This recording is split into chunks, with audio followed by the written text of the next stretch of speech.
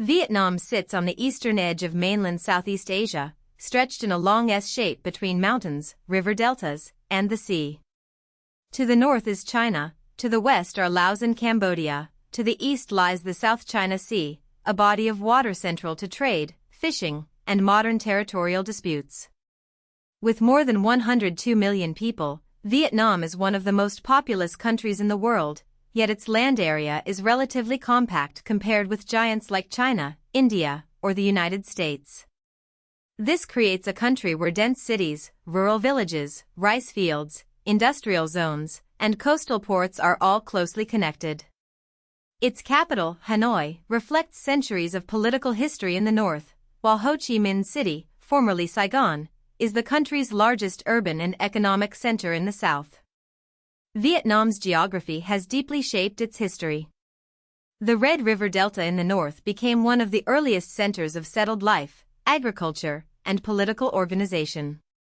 Fertile river systems made wet rice farming possible, and rice cultivation supported larger populations and more complex societies. At the same time, Vietnam's narrow coastal plains and mountain borders created both protection and vulnerability. The country was connected to regional trade routes, but also exposed to outside powers moving by land and sea. In the south, the Mekong Delta later became another vital agricultural heartland, helping Vietnam become one of the world's major rice producers. Understanding Vietnam means seeing it not as a single flat landscape, but as a chain of deltas, highlands, coastlines, and strategic corridors.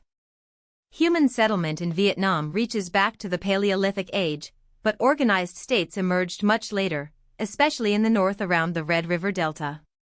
Early Vietnamese communities developed their own local traditions, social structures, and agricultural systems.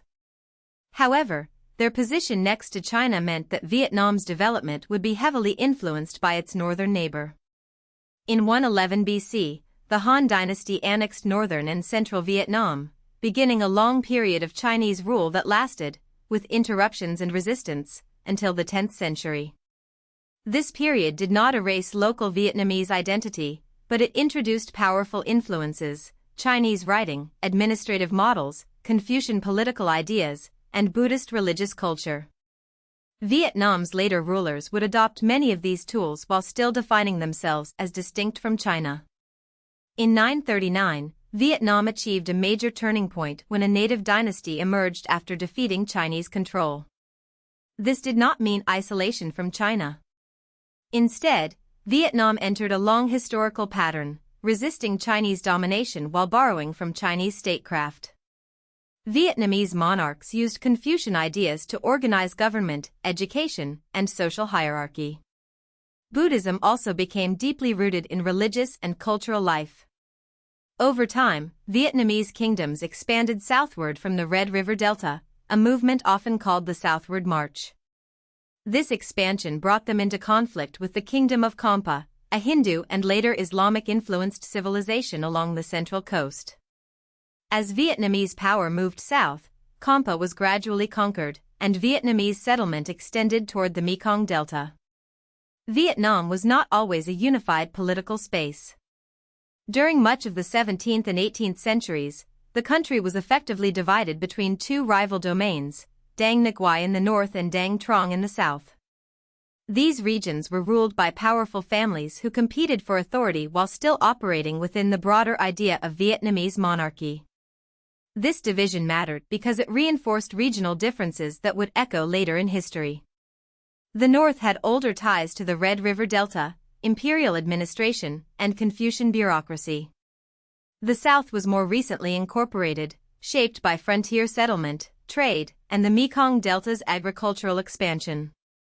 Vietnam's later conflicts were not simply repetitions of this earlier divide, but the north-south distinction became an important part of the country's political imagination. The Nguyen dynasty eventually unified Vietnam and became the last imperial dynasty. But by the 19th century, European imperial power was expanding across Asia, and France increasingly targeted Vietnam. In 1883, the Nguyen court surrendered to France, and in 1887 Vietnam was incorporated into French Indochina, along with territories that are now Laos and Cambodia. Vietnam itself was divided by the French into separate regions, including Tonkin in the north, Annam in the center, and Cochinchina in the south. French colonial rule reshaped the economy, built infrastructure for extraction and administration, and introduced new education systems, legal structures, and missionary activity. But it also produced resentment, inequality, and resistance. Vietnamese nationalism grew in response to foreign domination. World War II transformed Vietnam's political landscape. Japan occupied French Indochina, weakening French colonial authority and creating space for revolutionary movements. In the immediate aftermath of the war, the communist-led Viet Minh launched the August Revolution. In 1945, Vietnamese independence was declared from the Empire of Japan, with Ho Chi Minh becoming the leading revolutionary figure associated with the movement. But independence was not peacefully accepted by France, which tried to reassert control after the war. This led to the First Indochina War, a struggle between French forces and the Viet Minh. The conflict was not only about colonial rule, it was also unfolding in the early Cold War, when global powers increasingly viewed local conflicts through the lens of communism and anti-communism. In 1954, France was defeated, and agreements following the war temporarily divided Vietnam into two parts. The North was controlled by the communist government led by the Viet Minh, while the South developed an anti-communist state supported by the United States and its allies. What began as a post-colonial division quickly became one of the defining conflicts of the Cold War. North Vietnam was supported by the Soviet Union and China, while South Vietnam received major American backing. The Vietnam War was devastating, involving conventional battles, guerrilla warfare, heavy bombing, political repression, and enormous civilian suffering. For Vietnam, it was a war of national reunification and ideological struggle. For outside powers, it became a test of Cold War strategy and credibility. The war ended in 1975 with the victory of North Vietnam and the collapse of South Vietnam. The country was formally reunified in 1976 as a communist state under the Communist Party of Vietnam, self-designated as a socialist republic. Reunification, however, did not immediately bring stability or prosperity. The country had been physically damaged by decades of war, and millions of people had been displaced or traumatized. The government attempted to build a planned socialist economy, but the system proved inefficient. Vietnam also faced diplomatic isolation and a trade embargo from the West. Further conflicts with Cambodia and China added to the strain. By the early 1980s, Vietnam was unified politically, but economically exhausted and internationally constrained. In 1986, Vietnam's leadership launched a reform program known as Doi Moi, meaning renovation. These reforms did not abandon the Communist Party's political control, but they transformed the economy from a rigid planned system toward a socialist-oriented market economy. Farmers gained more freedom to sell production, private enterprise was gradually allowed, foreign investment became more welcome, and Vietnam began reintegrating into global trade. The impact was dramatic over time. Poverty fell, exports increased, cities expanded, and Vietnam became a major manufacturing hub for textiles, electronics, footwear, furniture, and agricultural goods. Doi Moi is one of the most important turning points in modern Vietnamese history because it changed the country's trajectory without changing its one-party political system. Today, Vietnam is considered a developing country with an upper-middle-income economy.